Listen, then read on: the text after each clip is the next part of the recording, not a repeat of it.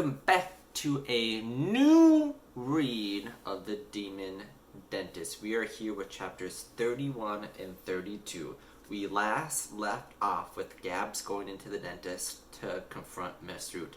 Alfie and Winnie see her doing it, so they sneak in to try to save her, and we find out the real origin of Miss Root. She is a witch. Here we go. Chapter 31, Swinging Cat. Stepping out from behind Winnie, Alfie circled round the back of the Tooth Witch. Now the demonic one was wielding the drill this way and that to keep them both from coming close. From the cabinet behind him, he grabbed a tube of Mummy's toothpaste. Fang leaped up onto the counter and launched himself at him, landing on his head. But the cat couldn't stop him squirting the paste straight at the witch's face. Most of it missed and just singed her hair, but a few flecks of the toxic goo dropped into her black eyes. She fell to her knees in pain. The drill fell out of her hand and swirled around the floor like a snake in the throes of death. Winnie hurried over to the chair and started trying to force open the metal clasp that bound Gabz to it. As she did so, Fang leapt from Alfie's head to Winnie's, the cat's thick white fur now obscuring the woman's face completely. One by one, Fang's razor-sharp claws came out, and the evil beast started digging them deep into Winnie's neck until they drew blood. Hiss! Hissed the creature. Ah! Screamed the social worker. I am allergic to cats! Thinking fast, Alfie grabbed hold of the beast's hard and bony tail and with all his strength yanked the cat off the social worker. Alfie had often wondered where the phrase, "the room wasn't big enough to swing a cat in," originated. Now, as he found himself swinging a cat by her tail in a small room, her head skimming the chair, the cupboards, and even the walls, Alfie's understanding of the phrase grew. After swinging Fang round and round, the most natural next step seemed to be to let her go, which is exactly what Alfie did.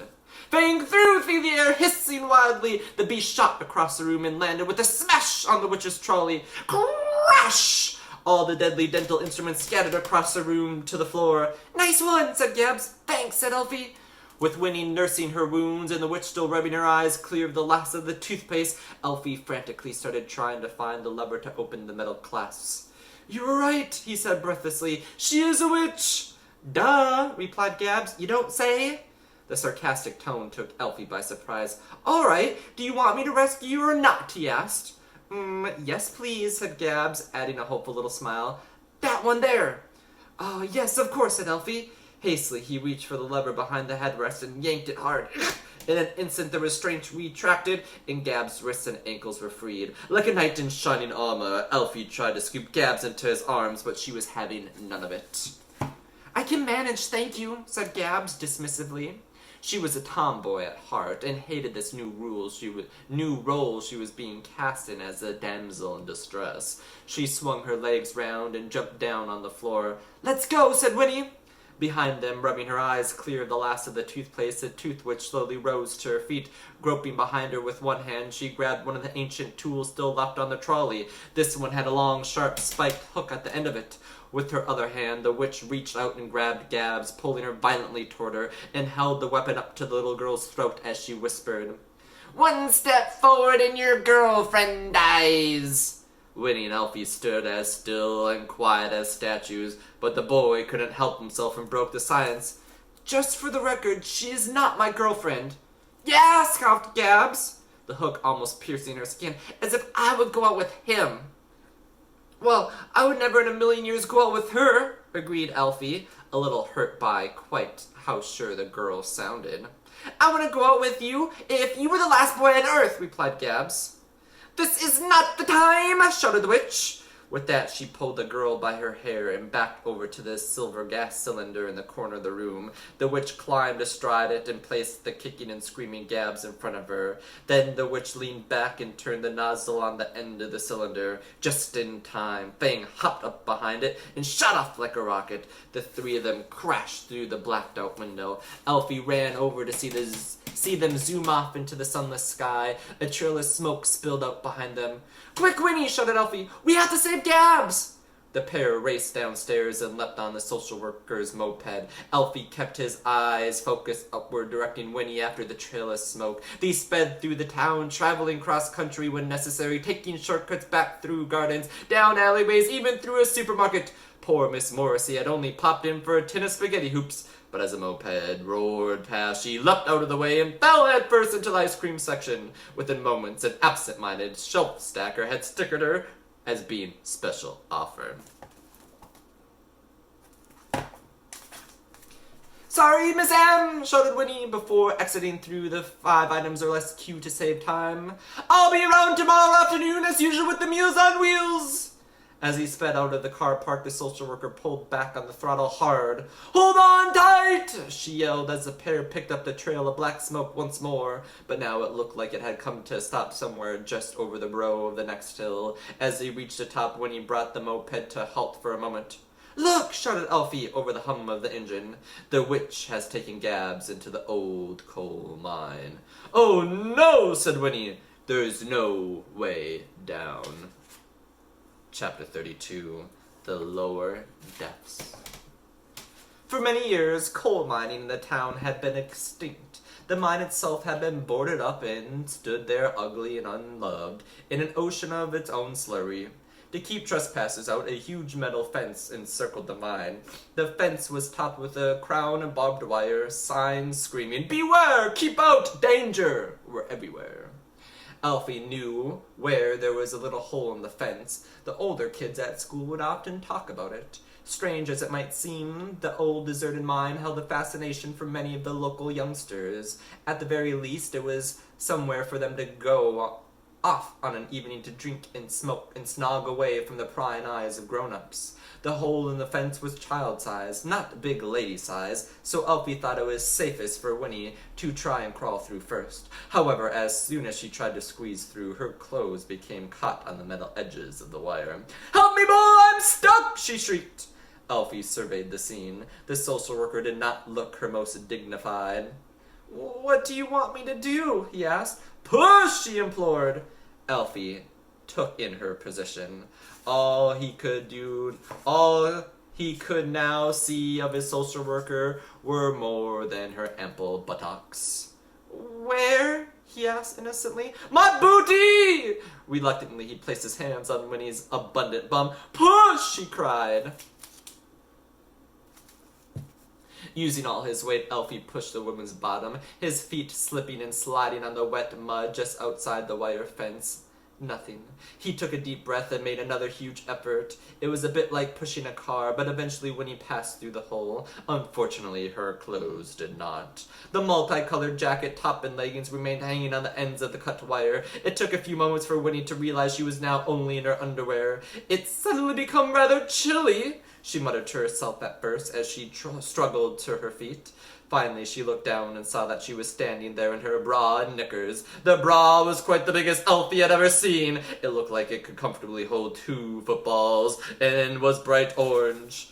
The knickers, that might have doubled as a child's play tent, were a shocking shade of pink. "Oh my!" cried Winnie. The poor lady looked dreadfully embarrassed. As fast as he could, Alfie untangled Winnie's clothes from the fence. To respect her modesty, he turned his head away as she passed the now torn garments through the hole. "Oh, thank you, young Alfred," said Winnie, as she snatched them from him. Alfie didn't turn his head back until all the grunting and groaning as she struggled to put the dress back on had stopped. The social worker gave a deep sigh of relief before telling Alfie, "Not a word of that to anyone, please." "Of course not, Winnie," said Alfie, not sure he would be able to keep it secret forever. "I wasn't wearing matching underwear today," she exclaimed. "Oh, the shame of it!" From where they stood, the pair could just see how now the dispersing trail of smoke ended exactly at the entrance of the mine. At the opening rested a huge metal cage, which itself housed a giant lift. In its long lost days as a working mine, the lift would have taken Alfie's dad and all the other miners deep underground. Hundreds of meters down in the dark tunnels, they would do their work. Once upon a time, coal was the country's main source of energy. So for hours upon hours, the miners would work, dig, chisel, and drill to bring chunks of the mineral to the surface. That was how Dad developed the terrible problem with his breathing. Over the years, all that dust from drilling the coal had become embedded in his lungs. The witch must have taken Gabz straight down there, said Alfie, as he raced across the rubble to the mine entrance. My dad told me there was only one way down, in the lift. We have to go after them. Winnie held on to Alfie's hand to steady herself. It wasn't easy running on such loose ground and wedges. Alfred, you're not going nowhere. What? Answered Alfie. He hadn't come all this way for nothing. An old deserted mine, Winnie exclaimed. No, it's far too dangerous. And as your social worker, I have a duty of care.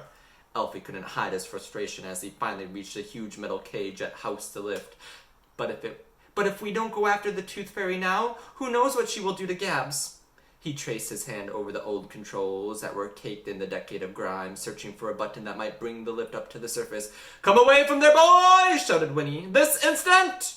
Like most kids being told not to do something, Alfie pretended not to hear. Eventually, he found a large green button which must call the lift. Jamming his finger onto it, he pressed and pressed again, but the lift didn't make a sound. The power must have been cut off when the mine closed all those years before.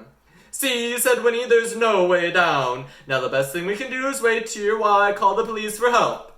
She fumbled in her lime green handbag for her phone. That PC plank is useless, said Alfie. We need to rescue Gabz now. Using all his might, he slammed ajar the huge rusty metal door that opened onto the lift shaft. He peered down into the blackness. For all he could see, it could go down for miles. Alfie picked up a small discarded piece of coal and dropped it. In his head, he counted how many seconds until he heard the thud of it hitting the bottom.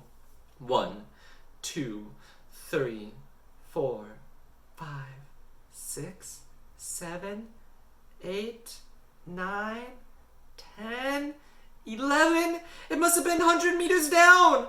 Come away from that edge, boy! Shouted Winnie, pulling him back sharply by his hand. Alfie shook her away, but took several paces back from the shaft. Oh, thank goodness, said Winnie with a relieved sigh. Little did she know that Alfie was actually taking a run-up. As the social worker was busy tapping a number into her phone, Alfie ripped out the insides of his trouser pockets and put them over his hands to use as a makeshift gloves. It's ringing, announced Winnie as she held the phone to her ear. Just then, Alfie sprinted forward as fast as he could. He took a running jump as the thick metal lift cable that was suspended from the top to the bottom of the shaft. It was greasier than he had anticipated. At first, Alfie panicked. He couldn't get a grip. He started sliding down it nearly as fast as he were falling. For a moment, he thought his short life might be over. Ah! Cried Alfie. No! Cried Winnie. As swiftly as he could, Alfie wrapped his legs around the cable and squeezed tight. Thankfully, this slowed him to a stop. Using his hands little by little, he lowered himself back into the mine. Come back! Yelled Winnie. Her voice echoed deep in the mine shaft. It was too late. Alfie had disappeared into the dark depths below. And that's where we'll stop for today. Stay tuned for chapters 33 and 34. Peace.